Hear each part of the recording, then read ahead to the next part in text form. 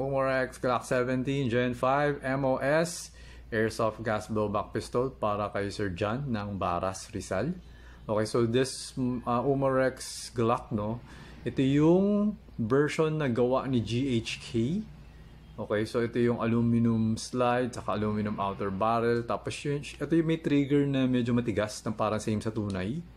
Okay, so iba rin yung pagkasa na to. Parang mas smooth siya, parang same sa tunay na barrel.